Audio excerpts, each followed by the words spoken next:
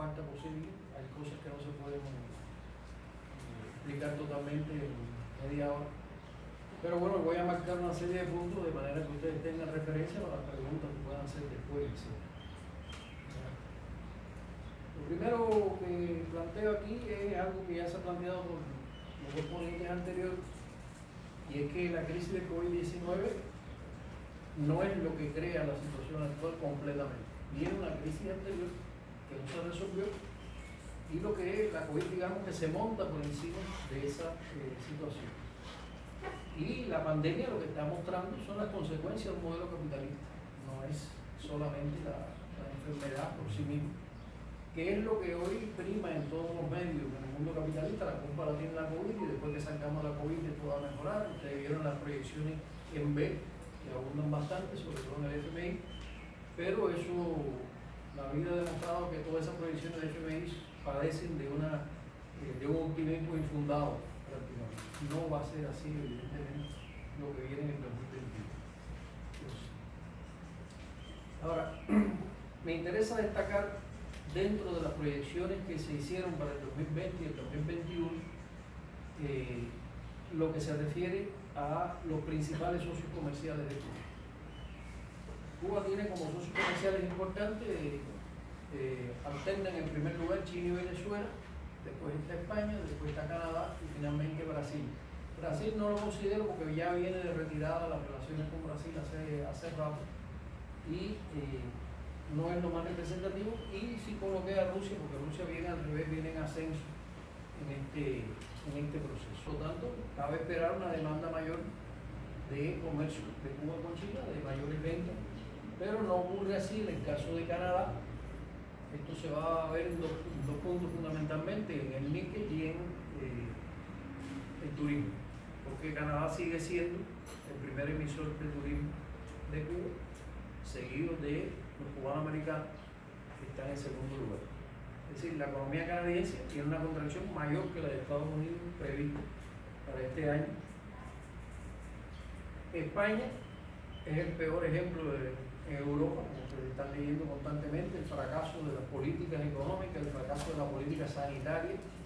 Entonces hay que señalar una cosa: ha habido detrás de todo este tema de la COVID un factor de agravamiento, que es la presión de los dueños de negocios en general por reabrir para no seguir perdiendo dinero. Están cosechando las consecuencias. Pero esto ha pasado en Francia, ha pasado en Alemania, ha pasado en Gran Bretaña, ha pasado en Rusia. Y eso es consustancial al sistema, un sistema que piensa primero en la ganancia y después la COVID, no de otra manera. Y bueno, acabamos de oír la explicación de un cautivo sobre cómo opera esto en Estados Unidos. En Rusia, bueno, se desarrollan crecientemente nuestras relaciones con Rusia, sobre todo en la esfera del transporte, donde más presencia hay en este momento, pero tiene una caída de todas maneras programada este año Rusia y Venezuela. El caso de Venezuela es un caso muy serio. Venezuela viene cayendo desde el 2014, no hay un año de crecimiento positivo. Esto tiene que ver con la apertura de sanciones en el 2015 por Obama, pero tiene que ver también con problemas que tiene ya intrínsecamente la economía venezolana, de retraso de cambios estructurales que no se han logrado. Y hoy estamos hablando de una producción de petróleo que era hace 10 años de 3 millones de barriles diarios, estamos hablando de 200.000, 300.000 barriles de petróleo diario. El desplome de la producción venezolana ha sido colosal. Y esto, lógicamente, tiene que ver con nosotros. Es decir, nuestro principal, o uno de los principales, alterna con China en primer lugar o segundo lugar, esto nos golpea. Hay que decir en honor a la verdad que los venezolanos han tratado de compensar esto. Por ejemplo, a una caída de la producción del petróleo venezolano, ellos lo que han estado es financiando compra de petróleo en Rusia a cuenta de Venezuela, pero aparece en las estadísticas como entrada de petróleo de Rusia, pero no es Rusia la que lo manda, es Venezuela quien lo paga. Es decir, que han estado haciendo un esfuerzo muy grande por encima de las sanciones a los barcos. Hay más de 40 navíos petroleros venezolanos sancionados que no pueden tocar prácticamente ningún país. Y esto nos coloca en una situación de mucha incertidumbre en el suministro energético del país. Porque Cuba se ha visto forzada desde septiembre del año pasado a estar comprando petróleo en Rusia Argelia y en menor medida en Angola, en condiciones de mercado, que no son las condiciones de trueque que nosotros tenemos como Venezuela, donde se paga una buena parte de lo que compramos en Venezuela, empezando por el petróleo, con los servicios médicos y educacionales que tenemos ahí. Es decir, nos va a seguir afectando esta situación, no se prevé una mejoría sustancial de la economía venezolana. Todo esto tiene repercusiones políticas. Ahora viene el 6 de diciembre, elecciones parlamentarias, y esto puede mandar una señal que ojalá no sea la que pasó en el 2016, cuando el chavismo perdió la Asamblea Nacional. Ahora viene una nueva jugada en ese sentido. Pero bueno, no me quiero extender porque sería una conferencia sobre Venezuela ahora. El hecho cierto es que la situación venezolana plantea una interrogante económica y también política para nosotros que no podemos pasar por ahí. Perdón. La perspectiva para el 2021 es el gran optimismo del Fondo Monetario Internacional. Es decir, de una caída de 4 palos vamos a crecer el mundo entero 5 o 2, todo el mundo se va a recuperar, excepto Venezuela, que sigue cayendo según las proyecciones un 10%. Aquí hay un problema, y es el descenso a un límite físico de sobrevivencia del país. Venezuela se ha mantenido en los últimos 2 años con una dolarización implícita muy fuerte. Hoy el 60% de las operaciones internas de Venezuela se realizan en dólares.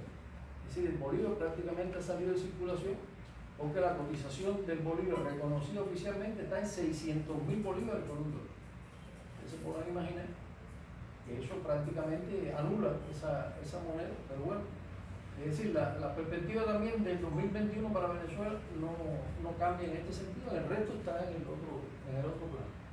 Los otros impactos que en el mundo, bueno, se han ido detallando en los conferencistas anteriores.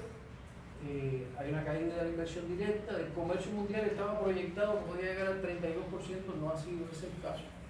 Estamos hablando ahora de un 12% de caída del comercio mundial. El turismo,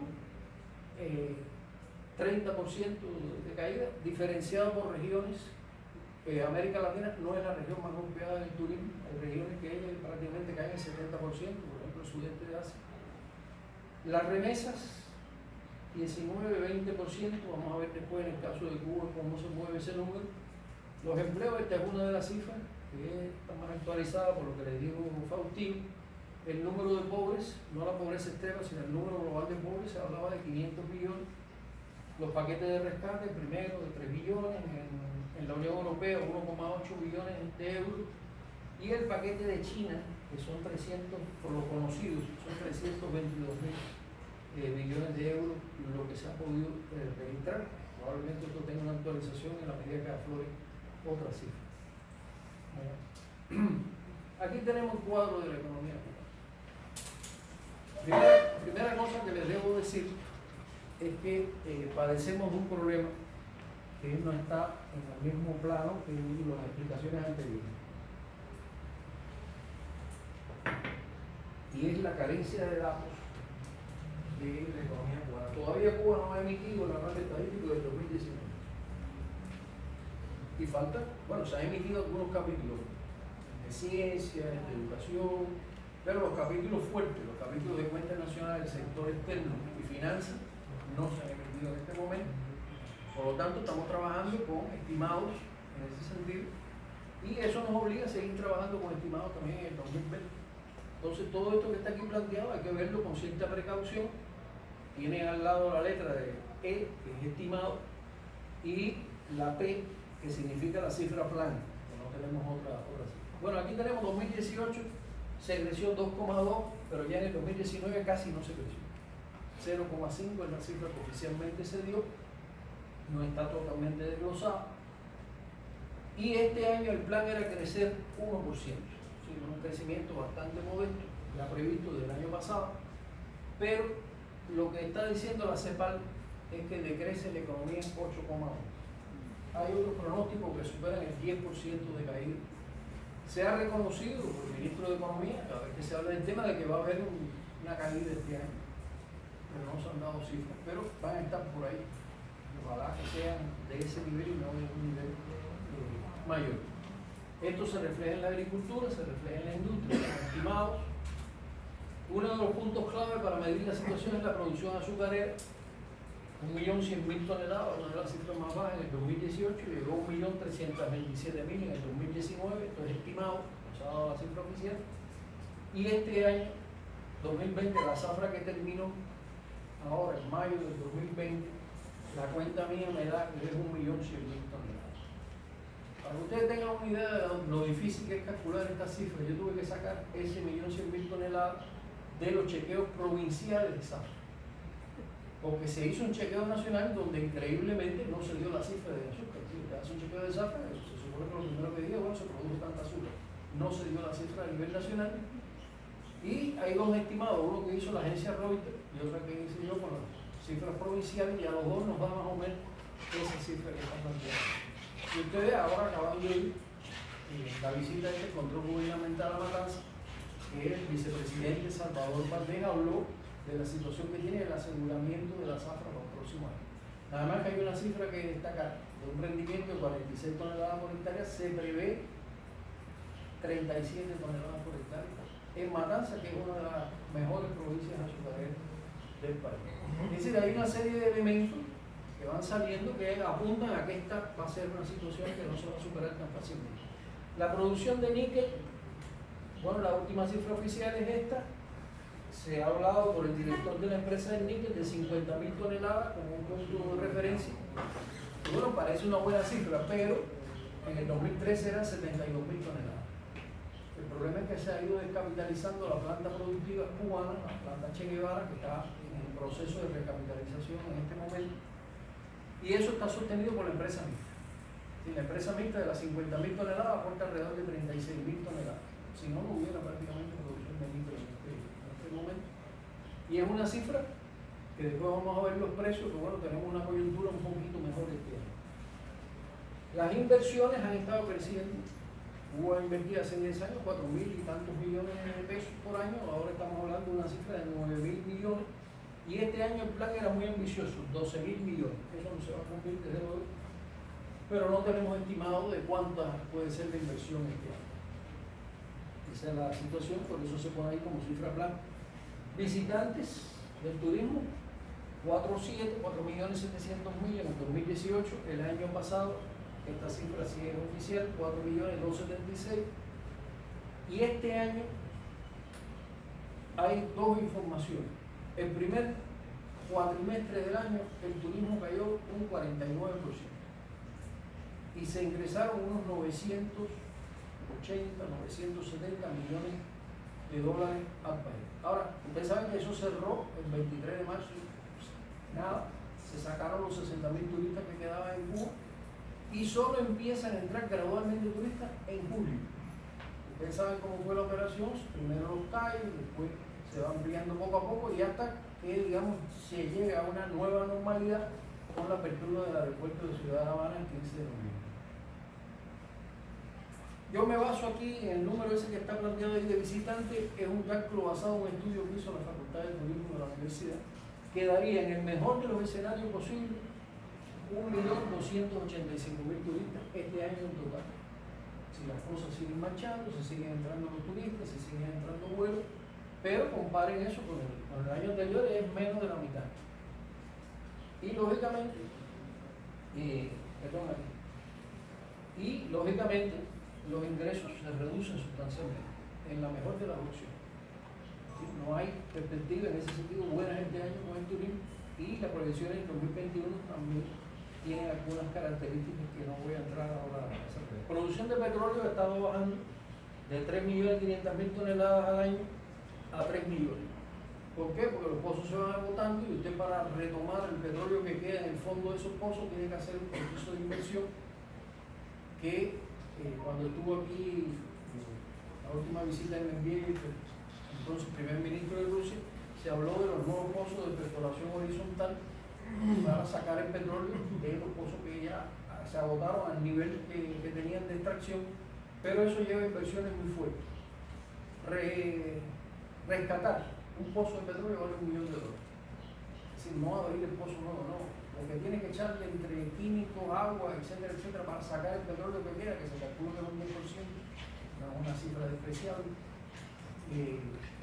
no se ha podido hacer totalmente y, como es lógico, eso nos plantea una situación de 3 millones de barriles de petróleo que tiene mucha importancia porque eso sostiene la generación eléctrica. Ha crecido, yo diría que lamentablemente, la producción de electricidad con diésel, y el diésel no es nuestro fuerte en ese sentido, y el crudo sostiene una parte importante de la generación, alrededor del 45, un poco más por ciento, pero no podemos descansar si sigue cayendo la producción de petróleo, que se afecte a la generación de electricidad.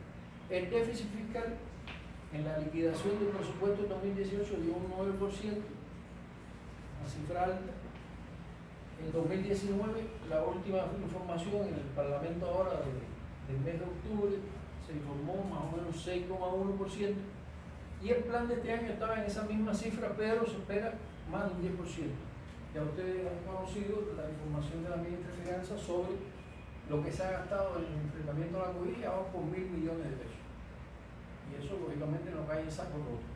¿Qué elemento de compensación tenemos aquí? Bueno, que desde el 2014 el déficit fiscal se viene financiando con bonos de deuda pública. El Ministerio de Finanzas emite un bono, el banco presta ese dinero y se va liquidando en el tiempo. Eso no elimina la deuda, pero te permite ir, digamos que a un paso más aceptable, más soportable, ir liquidando la deuda del déficit fiscal. De todas maneras, eso tiene un límite, porque el banco no es infinito lo que tiene para prestar. O aumenta la tasa de recuperación y le tienes que devolver más dinero al banco, o no puedes financiarlo con deuda pública todo lo que está gastando el país. Eso es un tema que habrá que ver cómo se maneja en el 2020, porque del déficit planificado al déficit que se pronostica, la diferencia es sustancial. Bueno, aquí hay una proyección de salario que debía llegar este año a 989, con los cierres que ha habido eso no se va a lograr, pero bueno, es la cifra que se dispone. Y aquí están los dos elementos clave en este sentido. La balanza comercial, que es la balanza de bienes y servicios. Ustedes saben que nuestra balanza de bienes es negativa, nuestra balanza de servicios es positiva. El saldo está dando todavía en el 2018 1.937 millones. Pero ya el año pasado se calcula que esto bajó a 946 millones, es decir, bajó casi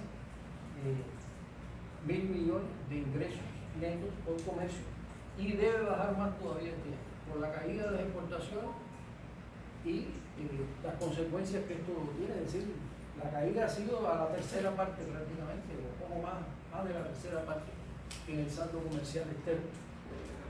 Y el saldo de cuenta corriente, que incluye además los pagos de capital, de la cuenta de capital, ustedes verán que era muy positivo en este año, ya siguió siendo positivo aquí, pero vean ustedes el bajón que tiene aquí en el año 2020.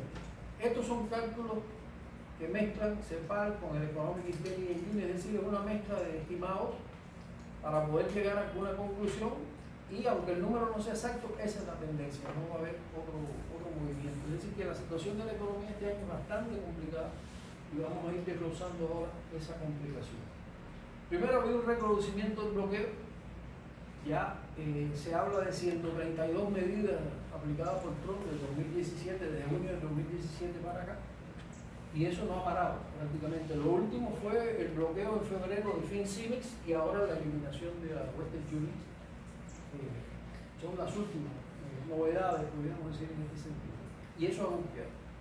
Es decir, es verdad que a veces, sobre todo en los medios, se abusa mucho del término de lo que nos golpea el bloqueo, pero esto tiene que ser, digamos que balanceado adecuadamente, porque hay cosas que evidentemente no podemos hacer por el bloqueo, porque nos golpean fuertemente, y otras que esa situación no es totalmente atribuible al bloqueo. No obstante, este año son más de 5.000 millones el impacto del 2019 al 2020 de lo que se ha computado como afectación del bloqueo, y pasa de 144.000 millones de dólares el impacto global total desde que se empezaron a computar estas cifras en los años 60.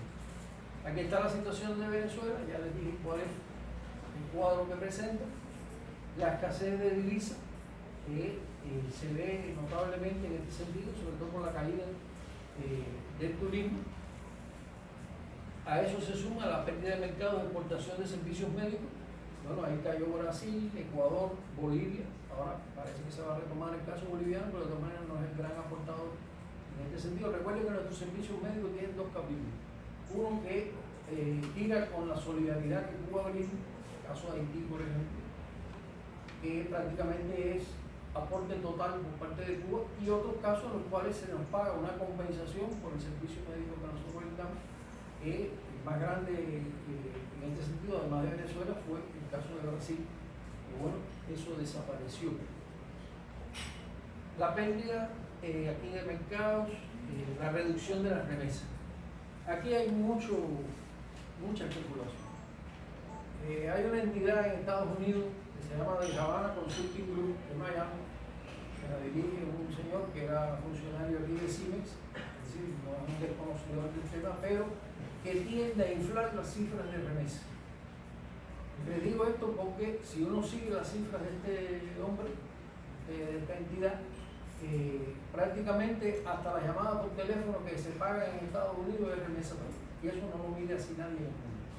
Y las remesas son una entidad de financiamiento que puede tener determinada flexibilidad, pero no es meter todo en el mismo saco. Paquete, llamada por teléfono, cualquier cosa que venga de Estados Unidos para acá, él lo cuenta en las remesas. Y eso da cifras bastante espectaculares. Y él está pronosticando que se caiga este año un 35% y que bajen hasta 2.416 millones. Otro cálculo que hace CEPAL dice que no, que la caída va a ser del 15%, van a llegar a 3.195 millones. Es decir, usted ve la diferencia entre 35 y 15, otra cosa. Lo cierto es que están entrando remesas al país. Y la prueba al canto, aunque no es muy económicamente académico decirlo, es la cola en las tiendas que venden en el Esos dólares no crecen en las matas, ni se los regalan a uno en la esquina, eso está entrando. Entraba por la Western Union y ahora va a entrar por las mulas. En la misma medida que haya vuelos de allá para acá, va a seguir lo que anteriormente se consignaba que era entre el 45 y el 50% de las remesas que entraban a Cuba. Es decir, no era la Western Union únicamente, no eran las otras tarjetas que eventualmente se utilizaron, sino que las mulas siguen siendo un elemento fundamental. Y eso, en la medida que se renueven los vuelos ahora, va a seguir entrando las remesas. Es decir, podrán ser estas cifras, podrán ser otras, pero es significativo la entrada de remesas a Cuba en dos direcciones: para el consumo y para el sostenimiento del sector no estatal, le hace trabajo por cuenta propia, sector privado y cooperativas, tanto agropecuarias como no agropecuarias, se nutren para invertir en las remesas, fundamentalmente. Entonces, no es poco el cálculo que hay que tomar en cuenta porque este número es muy importante. Se han hecho propuestas de estimular que las remesas en parte integren un fondo de inversión. Por ejemplo, eso se hace en México, la fórmula del llamado 3x1, alguien que está en Estados Unidos quiere construir una escuela en su pueblo, el Estado pone los materiales, la mano de obra, etcétera, etcétera, y el tipo manda el dinero y se va de esa manera. Es decir, no vamos a inventar nada si nosotros hacemos algo parecido. Sobre todo se ha estudiado el tema de la vivienda. Nosotros tenemos un déficit habitacional gigantesco de más de 500.000 viviendas que no existen.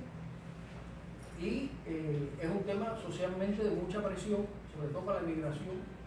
Hay una comprobación en ese sentido muy clara entre la tasa de gente que migra, jóvenes sobre todo, y el tema de la vivienda. Y si nosotros lográramos que una persona ponga el dinero y para construirle a su familia una vivienda de la característica que quiera y el Estado participa, eso va a ser un buen negocio para nosotros. Está hecha la propuesta, está planteado el tema, pero bueno, no se ha implementado todavía. Porque esto es voluntario, esto no es que la remesa tiene que entrar por aquí, no, eso es que quiere entrar. Hay formas de atraer ese dinero. El combustible ha sido un talón de Aquiles nuestro. Ustedes ven constantemente que no se cosechó algo porque faltó combustible, o tal fábrica no pudo funcionar porque le faltó electricidad, etcétera, etcétera. Llegamos a un punto tremendo en septiembre del año pasado, donde se trabajó con el 50% de la demanda de combustible. Este país funciona en términos generales con 8,5 millones de petróleo equivalente a la vida. Nosotros hemos estado entre 4 y 6 millones en los últimos 12 meses. Es decir, a veces, además, con un grave problema, y es que no entra el petróleo a veces que nos hace falta. A veces esperamos un barco de crudo y entra de fuel, o a veces esperamos un barco de fuel y entra de diésel, o entra gasolina. Por ejemplo, ustedes ahora han visto que no hay una situación de tensión con la gasolina. Eso no es una política que el país esté desarrollando para que la gente consuma toda la gasolina que quiera. El problema son los inventarios que tenemos. Entonces no tiene sentido que tú te pongas a reducir la entrega de gasolina. ¿Para qué? ¿No? Si la gasolina te está entrando, bueno, tiene que, como se ha reducido la demanda productiva, bueno, pues te va a un garaje y esa gasolina perfectamente, y así ha sido durante los meses de la pandemia. A mí me preguntan los compañeros, pero ¿cómo es posible esto? Y digo, bueno, el problema es ese, que te entra gasolina muchas veces por encima de lo que tú pediste, pero está ahí, tú no vas a decir, no, llévense el barco otra vez, ¿no? Tienes que almacenarla, y eso te da para no tener que restringir, diríamos, artificialmente la entrega de gasolina. Es decir, todas esas complicaciones hay que dominarlas para saber de qué hablamos aquí en este punto. Ya hablé de la incertidumbre con Venezuela y lo que nos cuesta esto en otros países, en otros suministradores. Y hay un problema serio de reducción de la producción de alimentos. Aquí están cifras del 2019. En el 2019 casi todos los productos, excepto viandas, hortalizas y frijoles, cayeron en ese año. Esto es una información oficial y este año se espera una caída mayor. A partir de todos estos problemas que ustedes tienen, súmenle a eso las inclemencias climáticas, los aguaceros estos que nos han caído arriba, han golpeado la siembra del frío, y eso no se va a sentir ahora, se va a sentir en el 2021. Porque son siembras que ya o no se pueden recuperar o van a dilatarse en el tiempo y por lo tanto no va a estar el producto en enero, ni en febrero, ni en marzo, sino que será en otro instante. Eso va a crear una tensión mayor en el 2021. Aquí están otros factores. Por ejemplo, las exportaciones, níquel más cobalto. La producción está en este entorno.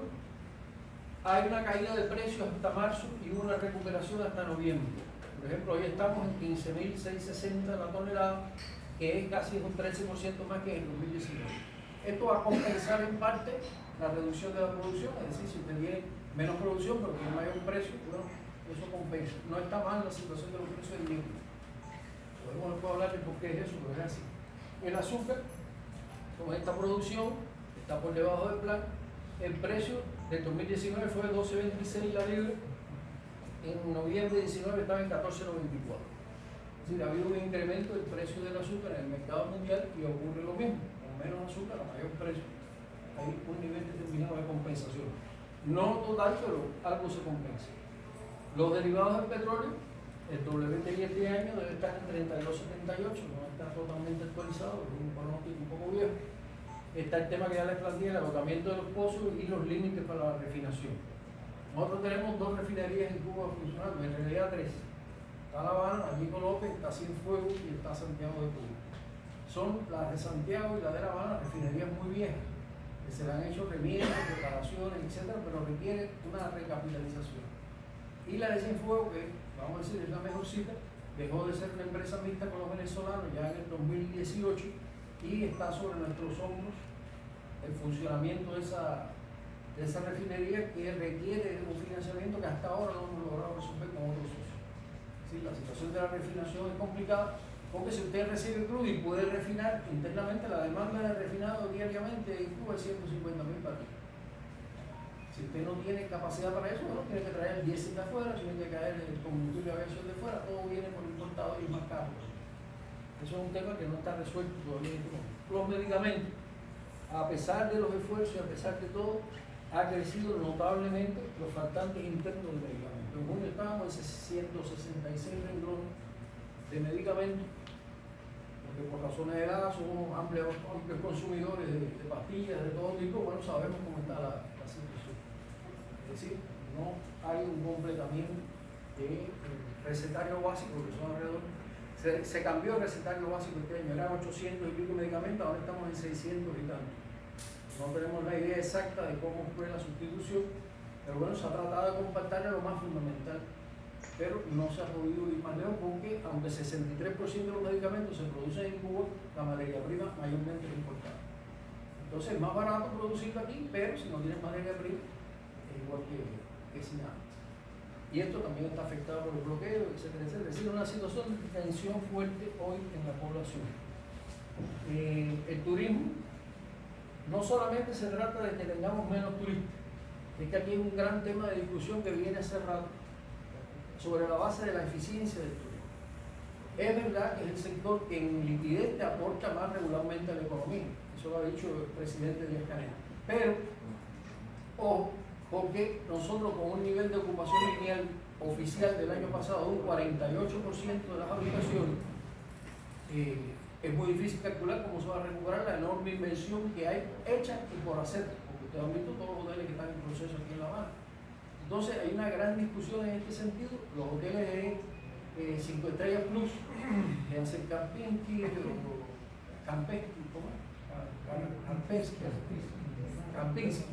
Kempinski, que está a un nivel de ocupación de 10-20%. No ahora por la COVID, antes de la COVID. Entonces, esto es muy discutido, si seguimos haciendo habitaciones para tener un nivel tan bajo de ocupación o no. ¿Por qué? Porque hoy con esta ocupación que se registró del 48% es inferior al 57% que teníamos en el 2014. Es decir, ha ido bajando, usted aumenta las habitaciones, pero viene menos gente, lógicamente se llena menos. Y además es más bajo que el de América Latina, que está deprimido, pero está en 64% de de 48 a 64, la diferencia es sustancial. Es decir, es un tema de amplia discusión entre los académicos, compañeros de la Facultad de Turismo, pero no ha habido cambio en esta política. Esto es un tema que se sigue demandando porque esto se tira contra las inversiones en la agricultura, por ejemplo. El turismo y la inmobiliaria se lleva alrededor de 3.000 millones de pesos todos los años de inversión. Sin embargo, las inversiones en la agricultura están en el orden de los 500, 600 millones por año. Si eso no aumenta, no vamos a tener más agricultura. Así está planteada la discusión. Y la industria sigue estando al 64, 65% de la producción material, no los precios, la producción material con relación al año 89.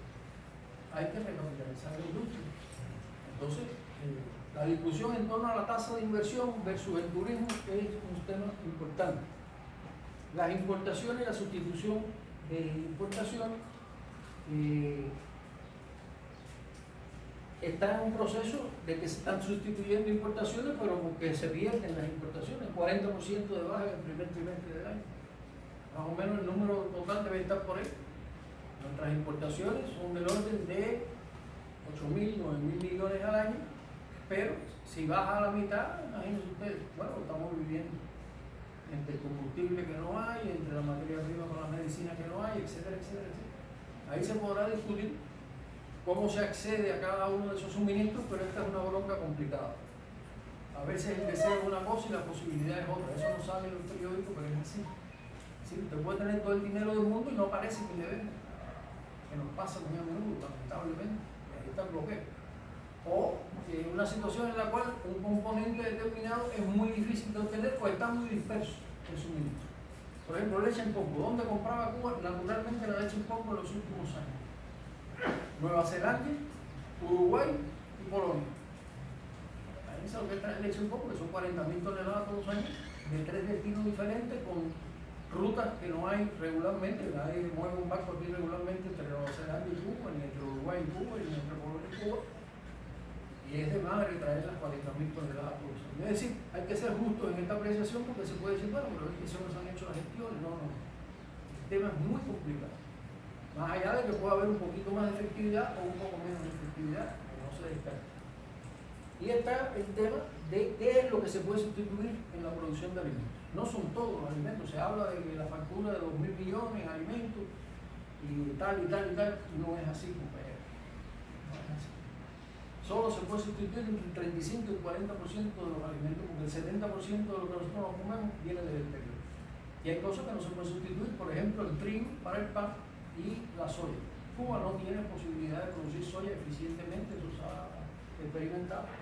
Y por lo tanto no es todo lo que podemos sustituir, es una parte de lo que compramos.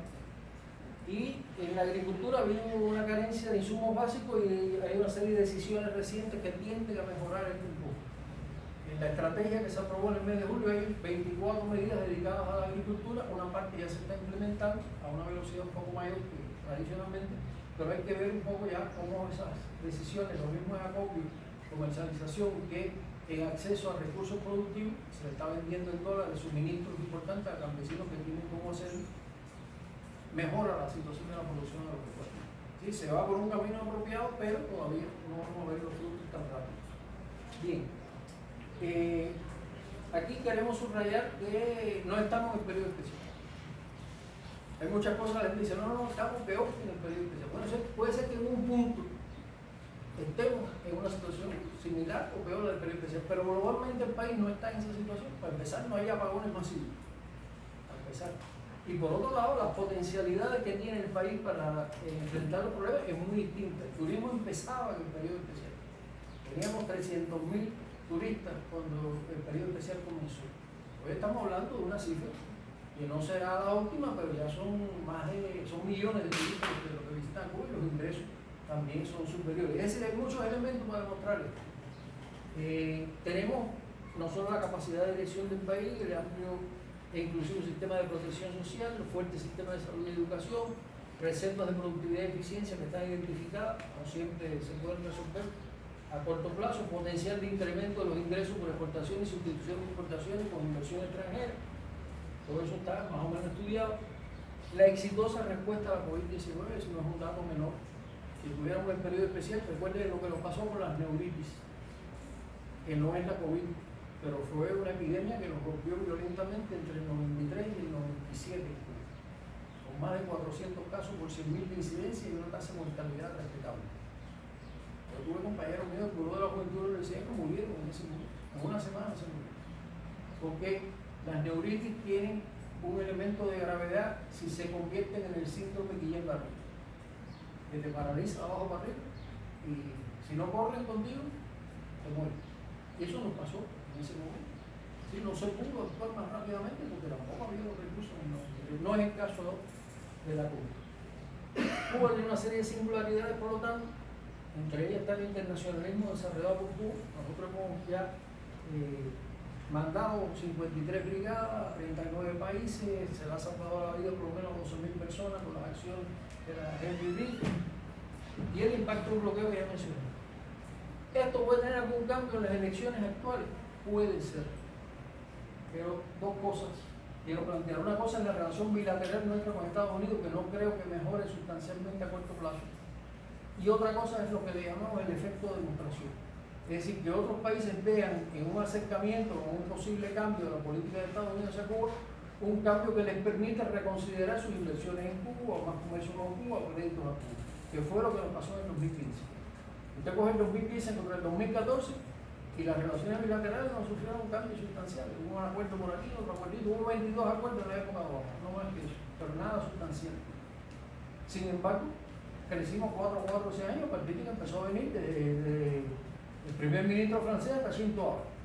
¿A qué venían? No venían a pasear, venían a ver si el mercado ofrecía determinadas posibilidades. Eso puede repetirse si se lanza un mensaje favorable con el nuevo presidente de Estados Unidos. Pero lo digo eso, es un potencial, no es nada seguro todavía. Y hay que diferenciar entre relaciones directas y efecto de demostración. Aquí está lo de la COVID. Yo marqué aquí la primera etapa donde parecíamos que habíamos ya frenado la COVID, los casos que hubo, la incidencia que había en este sentido. Teníamos una incidencia de 23,5 por 100.000. En 15 días estábamos en 1,36, casos activos el 6,72%, las altas que había siempre se han mantenido importantes, los muertos que había era 87, etcétera, etcétera, y los test que se hacían por día, y el porcentaje de casos graves y críticos.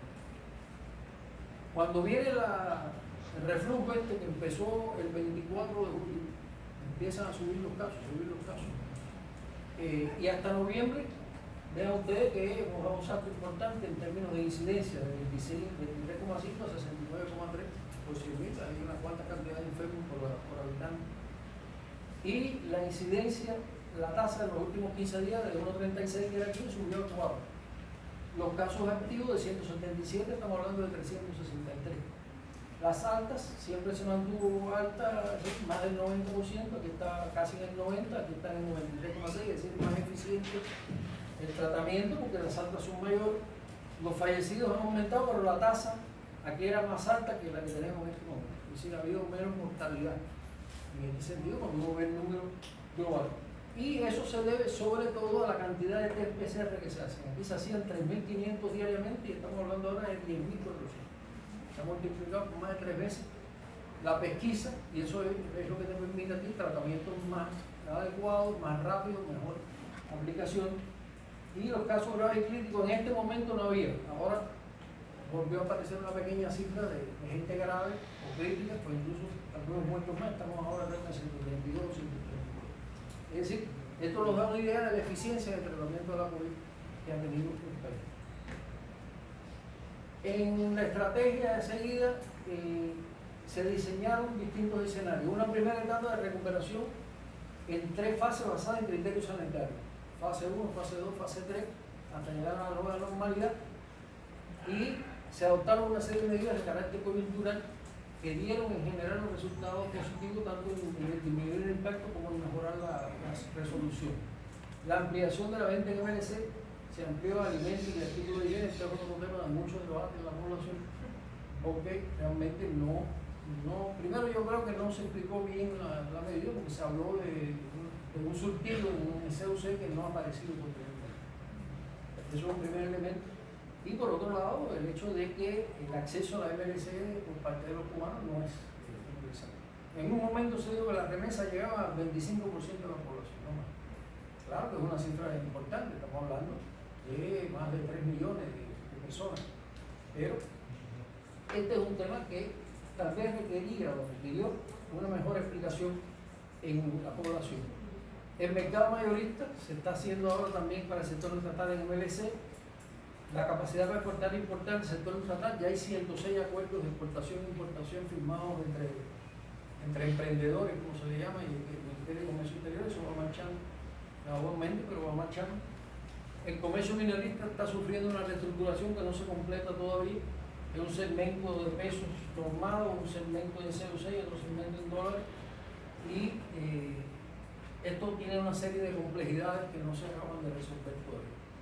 Y adelanto que con la unificación monetaria y cambiaria se va a resolver esta parte, pero no esta otra, porque sigue la venta del dólar. Entonces es un escenario un poquito más complicado de lo que se pensó originalmente. Hay 3 direcciones fundamentales en estos momentos a golpear: seguridad alimentaria, generación de ingresos en divisas y efectividad de las inversiones. Ahí está concentrado el fuego en este momento y no es por gusto. La comida, dinero y lo que invertamos que dé resultados. La segunda etapa empezó el 16 de julio, en que se anunció una estrategia para el fortalecimiento de la economía y el enfrentamiento a la crisis, basada en una serie de principios que no los voy a detallar, son más o menos los mismos del Plan 2030. Basarse en la planificación central, defender la producción nacional, regular el mercado, etcétera, etcétera. Pasa eso y pasa la otra. Pasa. Bien, vamos entonces al último punto, que es, digamos, la estrella en este momento, que es el tema de la unificación monetaria y cambiaria.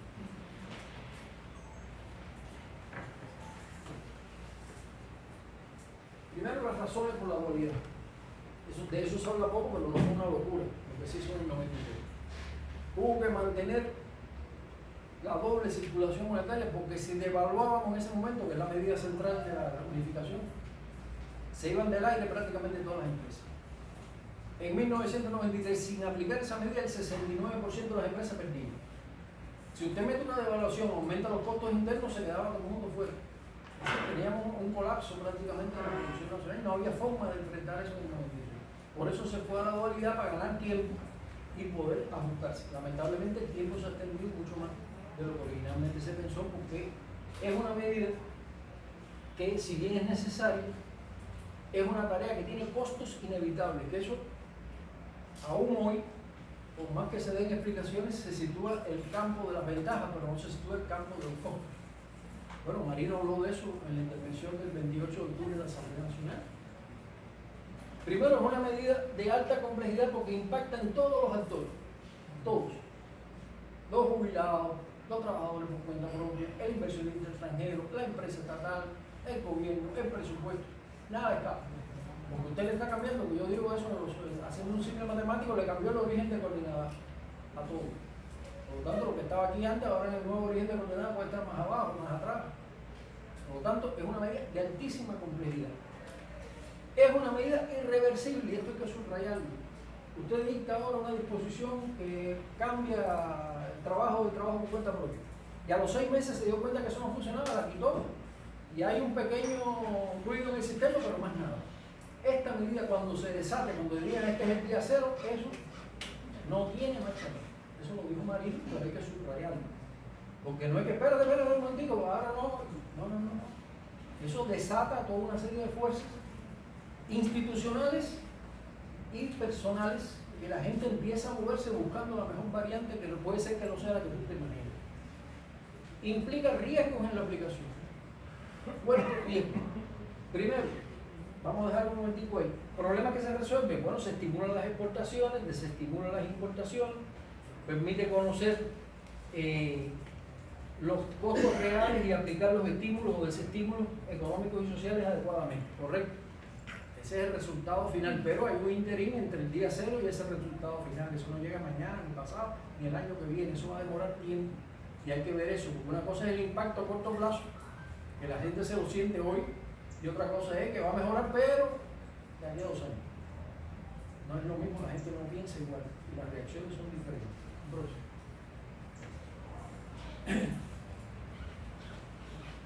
La devaluación de CUP es indispensable. Hay nada más un razonamiento sencillo. Usted con un CUC no compra un dólar. Por lo tanto, ¿cuánto vale un dólar en el CUC? Lo que dé. Eso se llama devaluación. Y usted tiene que devaluar ese tema que hace que las importaciones eleven sus costos. Porque hoy una importación que es $1 entra con $1 en la economía. Mañana puede ser que ese mismo dólar valga $10 en la economía. Por lo tanto, el costo interno se te dispara. Tú no quieres que la gente se afecte. Bueno, entonces tienes que compensar. Se han anunciado 2 decisiones: el aumento de la masa salarial de 4,9 veces y el de las pensiones de 5 veces. Ahora, ojo, eso se hace bajo el supuesto de determinado incremento de precios. Que hay que ver cuál es la modelación que se utilizó en ese sentido. Porque llamo la atención sobre lo siguiente: hoy la economía estatal, en términos de empleo, tiene el 67% de los empleos, pero hay un 33% que no entra en el juego del Estado. Es el sector de trabajo por cuenta propia y cooperativistas, tanto urbanos como rurales. Sí, aquí hay un peso importante de gente que está trabajando en otras condiciones. Si por casualidad los precios crecen menos, hay un mayor ingreso real de la población, que eso se ha insistido mucho.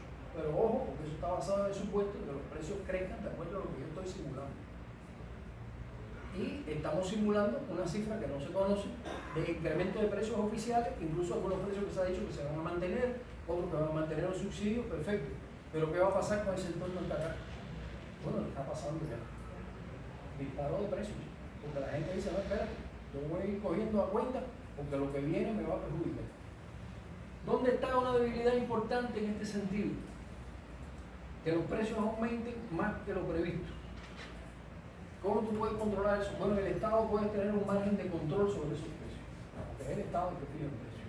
Pero el sector no estatal se ha dicho, y esto es un tema de mucha discusión, que se va a hablar con los trabajadores por cuenta propia y se les va a dar una compensación disminuyendo el impuesto para que no aumenten tanto los precios. Estamos viendo el resultado de eso. Ya eso lo hemos ensayado un montón de veces. Eso pasó con la reforma del 81, eso pasó después de un periodo especial, y la reacción no es esa. La reacción es que la gente va a decir: no, perfecto, a mí me suben el precio de esto y yo subo el precio en tal proporción. Y no puedes convertir el fenómeno en un fenómeno de persecución policial. Porque que subió el precio, va a precio, el otro.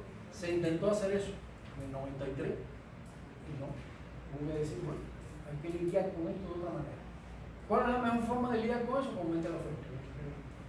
Esa es la verdadera solución. Eso es una cosa, decir eso, y otra cosa es que haya oferta. Son 2 problemas distintos, pero tú no puedes borrarte del mapa cuál es la solución de fondo. La solución de fondo está en el incremento de la oferta. Eso es lo que baja los precios o los congela. Ustedes tienen el caso del arroz. ¿Por qué en ningún mercado agropecuario esto de oferta y demanda vende arroz? Porque el Estado está vendiendo 4 pesos la libra y está ahí más de 100.000 toneladas de arroz. El Estado dedica todos los años arroz importado a venderlo a 4 pesos a la población. Ahí no hay problema con el precio. Jamás vas a ver un arrocero vendiéndote a 10 pesos la libra de arroz, salvo que tú cierres el otro mercado o empieces a decrecer en el otro mercado. Entonces inmediatamente sale, está ocurriendo efectivamente, pero la solución de fondo se sabe cuál es. Que se lo puedas aplicar o no es otro problema. Los aumentos salariales puede ser que no estimulen el incremento de la productividad del trabajo y sea necesario aplicar otras políticas. Miren, aquí hubo aumentos salariales durante el periodo especial. Empezó en el sector presupuestario, se lo aumentó a la policía, a los jueces, al banco, se lo aumentó todo el sistema bancario. ¿Qué dinámica tiene un aumento salarial en estos momentos? Y hay que situarse en la población, no como nosotros pensaríamos profesionalmente. La gente ve el aumento salarial como el pago de una deuda del Estado, que no me aumentó el precio, no me aumentó el salario en un momento, subieron los precios y ahora me lo viene a compensar. Es decir, no actúa exactamente como estímulo, actúa como una, digamos, una medida justa, pero que no va a evitar que yo a los 6 meses, como pasó, esté pidiendo nuevos aumentos salariales. Es decir, es un tema un poco más complicado de lo que parece a primera vista, y esto hay que preverlo, porque si no aumenta la productividad no hacemos nada, finalmente. Está el tema, la necesidad del incremento de la oferta, y hablé de eso, y el impacto inevitable sobre las cuentas de ahorro. Ese es otro tema que, en mi opinión, quedó descalzado en las explicaciones que se han dado. Se ha dicho que simplemente se va a depreciar el dinero que está en los bancos, porque eso tiene un valor X. Y si usted aumenta los precios por un lado y no le pone un kilo a eso, bueno, perdió el X, lo perdió 4 veces, lo perdió 5 veces. No es la única receta. Miren, aprovecho para decirles que yo tengo toda esta explicación en 4 trabajos que se publicaron en Cuba Periodista, el último salió esta semana.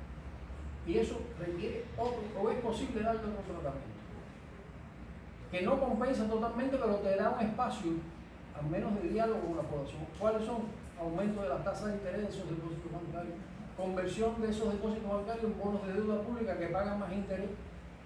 Es decir, hay varias alternativas. En ese sentido, que no es decir a la gente, bueno, porque ¿de qué estamos hablando aquí, compañeros? No es una cifra pequeña. ¿Ustedes saben cuánto hay en ahorro en la cifra última que se dio? 31.000 millones de pesos en cuentas de ahorro, o que la gente lo tiene en la casa. Sí, no estamos hablando de 3 centavos, estamos hablando de una cifra bien fuerte. Y usted no puede dejar que entonces se produzca un pánico y la gente saque todo el dinero del banco, porque dejas al banco sentarse en usted mismo. Si eso se produce y saca a la gente todo el dinero de pronto del banco, el banco no puede prestar, porque va a prestar si no tiene depósito. Es decir, es un tema que, en mi opinión, requiere repensarse o reexplicarse, porque el riesgo es muy grande. Hay una serie de medidas de control de riesgo que se han venido diciendo, pero en estas condiciones, es decir, en condiciones de incertidumbre, en condiciones donde el tema de productividad es un tema serio, el tema de oferta es un tema serio, el tema de ahorro es un tema serio. Es decir, en resumen, esta medida hay que hacerla, no estamos en el mejor momento de hacerla, pero bueno, se decidió hacer, y tú tienes entonces que prever lo más ampliamente posible el impacto de los riesgos que tú estás asumiendo. No puedes partir de decir, bueno, yo calculé que el precio lo crece X veces, y eso, como yo voy a aumentar el salario X más plus, eso le va a dar a la gente más poder de compra. No, eso se da si en el precio del Estado los aumentos son menores que el aumento de salario o de pensiones que tú vas a hacer. Pero si tú no cuentas el sector no estatal, que tiene un peso ya en la oferta, bueno, pues te puede producir entonces la gente dice, sí, el Estado me protegió, pero mira, a ver que voy a comprar malanga, está a X pesos en este momento, porque el Estado no tiene oferta nada. Entonces, esto se resume, pienso yo, este pensamiento en lo que dijo Díaz-Canel, hace ya unas cuantas intervenciones. Estamos enfrentando una crisis. En este difícil contexto tenemos que salir con cosas distintas y preparar una estrategia de desarrollo económico y social donde se ratifique que no podemos seguir haciendo las cosas de la misma manera. Esto implica un cambio de mentalidad muy fuerte que es muy difícil de lograr en el corto plazo, pero bueno, hay que lograrlo.